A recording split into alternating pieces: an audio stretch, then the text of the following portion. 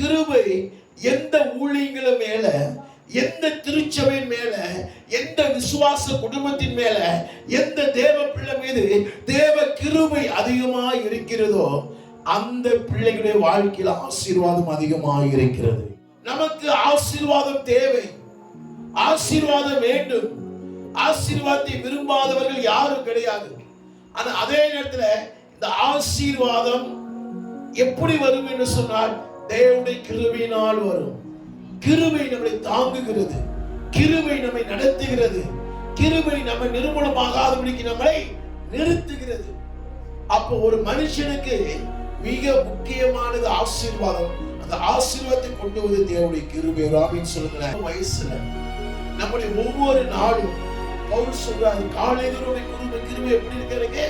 புதிதாயிருக்கும்.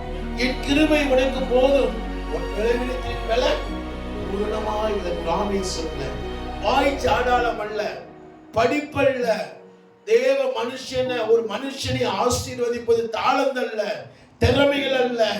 தேவன் அவன் மீது வைத்த கிருபையினால் அவனை ஆசீர்வதிக்கப்படுகிறான். ஆசீர்வாதம் நமக்கு தேவை. அந்த ஆசீர்வாதம் எப்ப நடக்கும்னா கர்த்தருடைய கிருபை நம்முடைய வாழ்க்கையில் வரும்போது உண்டாகும். ஆமென் சொல்லுங்களேன். அப்ப கிருபை ஆசீர்வாதத்தை கொண்டு வருகிறதா இருக்குது. அப்ப கிருபை நம்ம ஒவ்வொரு நாளும் வாஞ்சிக்க வேண்டும். நம்முடைய வாழ்க்கையில் அழகு இருக்குதோ அறிவு இருக்குதோ அல்ல, ஆண்டோடைய கிருபையை வாஞ்சிக்க வேண்டும். ஆமென் சொல்லுங்க.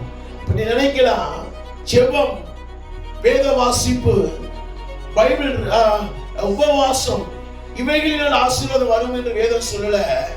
இவைகளாம் தேவனுடைய உறவை பலப்படுத்துகிறதா இருக்கிறது. ஆனால் கிருபை ஒரு மனுஷனை ஆசீர்வதிக்கிறது.